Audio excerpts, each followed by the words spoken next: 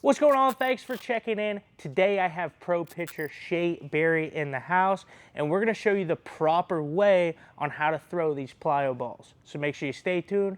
Check this one out. What's up, guys? I'm Shea. Today we're going to be throwing some plyo balls. Got a light side mound work day. Take you through my typical routine. Main idea here is to make sure your arm is healthy. I know a lot of people use these for arm strength and throwing progression. Main idea here is to make sure that we're in proper positions and throwing from the right position so that when we throw the baseball, we have that muscle memory for our normal everyday throws. These are something you can do at the very beginning of your throwing program. They're not so much a necessity, but they are good to get your arm loose and arm warm after you've done your proper band routine and all your other warm-up plyometric work. I would start with the ball, just hovering over your front toe, and whatever your normal arm slot is, not anything that you think you should be doing, whatever your natural release is, we want to follow that same pattern backwards. So not to, upset the natural motion of your arm. So for me, I'm a low 3/4 to sidearm slot, so I'm gonna go back and take this into that position. In doing that, we're saving our shoulder from a lot of future health risks. Every time we change our natural arm slot, we run the risk of the body recruiting muscles that we don't typically use on a daily basis and can run into some injury down the road. All right, so these are our pivot pickoffs. I like to start with the ball out in front of me, bring it into the position that we're gonna be in inside 90 when you wanna be on your timing for your arm. You don't wanna be down here, you don't wanna be above your shoulder, and you certainly don't wanna be late with the arm.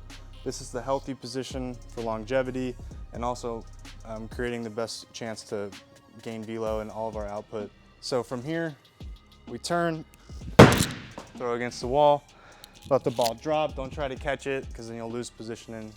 And I noticed, what are you doing with your feet here on these? Yeah. You're like kind of jumping towards the wall? So I like to, when I rotate into my pre-throw, I like to bring my feet together so as that I'm creating a little bit more momentum into my throw and allowing myself to use my whole body instead of just my arm.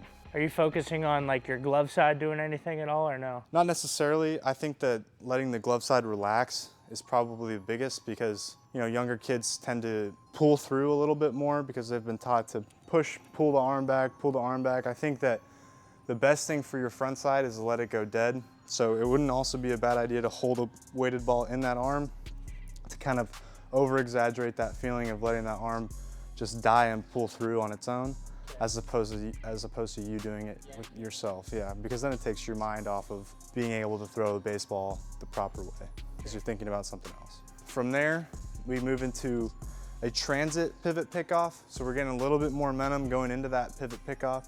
Same thing, start with the ball out in front, bring it into our power position, take our step, but now we're gonna pull through with our front leg, allowing ourselves to work on that blocking mechanism of the front foot while also getting our warm up in throws.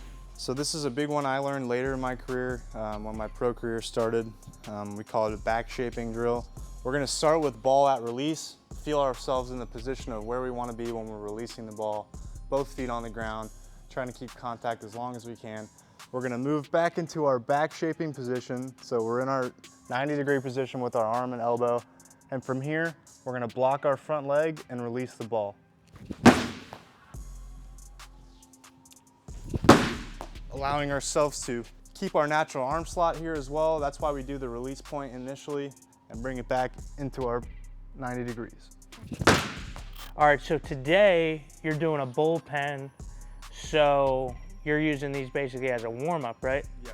So like how many throws, sets and reps, like what balls on each? Like nothing drastic to the point where we're gonna be too tired to throw our bullpen, but I think it's more of a feel thing. If you feel like you've accomplished something, you feel good, you feel like the ball is coming out well, then you can move on to the next throw or finish your plyos in general. But to me, there's no set number of throws. Don't put a restraint on yourself. Whatever you need to do for that day to get yourself ready, that's what you should probably be doing. And as far as when to use plyos and what days to do them, on your heavy days like your mound days, your side days, your game days, you should roll through a full plyo routine because you're already throwing a lot of throws that day. you might as well not extenuate yourself on other days. Get all your major throwing done in 1 day or 2 days during the week, whenever it may be, and then take it a little bit easier with your plyo throws throughout the rest of the week. Generally speaking, on light days, you want to keep the plyo balls heavier.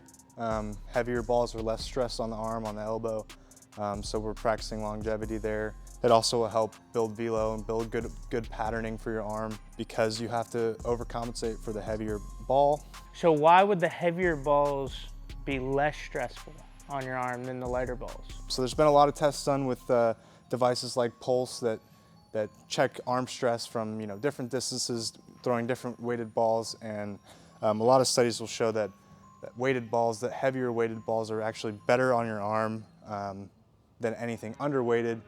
When you get into underweighted baseballs, the arm tends to move faster than it normally does, and while those are good in a small scale, too many underweighted throws can be really detrimental to your arm's health. Think about throwing a wiffle ball 100, 150 times in 1 day. Your arm's gonna be a lot more sore doing that than it would be throwing a baseball that many times. And you're probably setting yourself up for future injury. Yeah, so where like plyo balls get a bad rap sometimes is just people not using them the right way. It's a tool, you have to use it the right way, right? Like he's saying, with the overloaded baseballs, it's not necessarily, hey, I'm trying to chuck the shit out of this. I'm trying to gain, 10 miles an hour this week, chucking the heck out of this ball. It's more of let that heavier load subconsciously put you in a good position to rotate and throw. It's not you're trying to force it. In those lighter balls is what he's saying, is a lot of kids like to force it, try to rev it up. Now you're getting in those bad positions with that underloaded ball.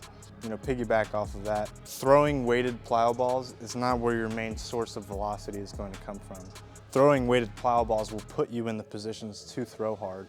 The work you put in the gym and in your throwing program and in your competition is what's going to eventually lead to velo. Yes, there will be some help with weighted plyo balls, but you cannot solely focus on that being your one source of velocity. Yeah. It comes from multiple streams, especially the weight room, and especially movement patterns on the mound, and the positioning you put yourself in to throw the baseball. Yeah. It's a prerequisite, right? You got to get your prerequisites first.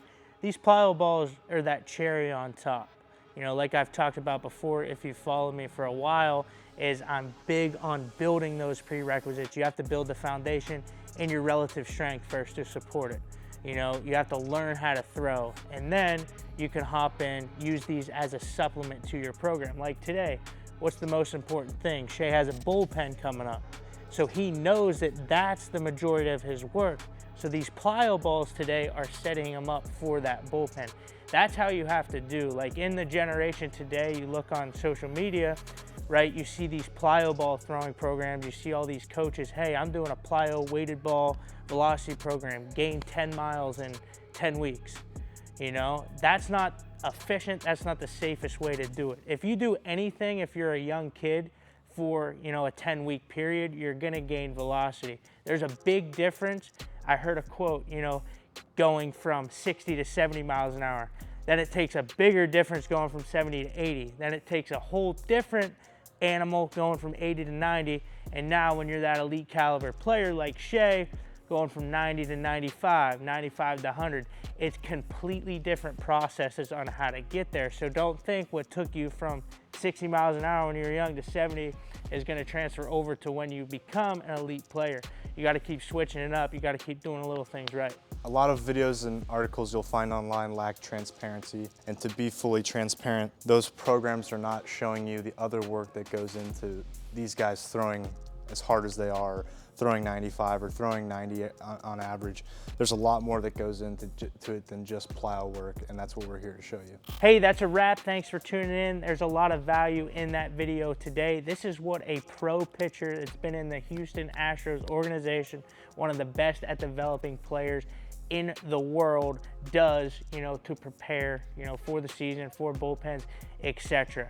Also, this cat's going to be doing pitching lessons and running a throwing program in SummersMethod Performance Center. So if you want to work with him, how do they find you? Find me on Instagram at smbarry7. Last name is B-A-R-R-Y.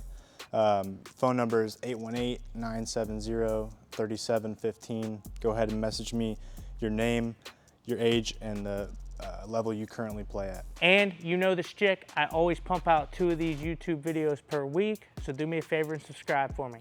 I appreciate you. We'll catch you next week. Game rewards the grind. It knows how much you invested.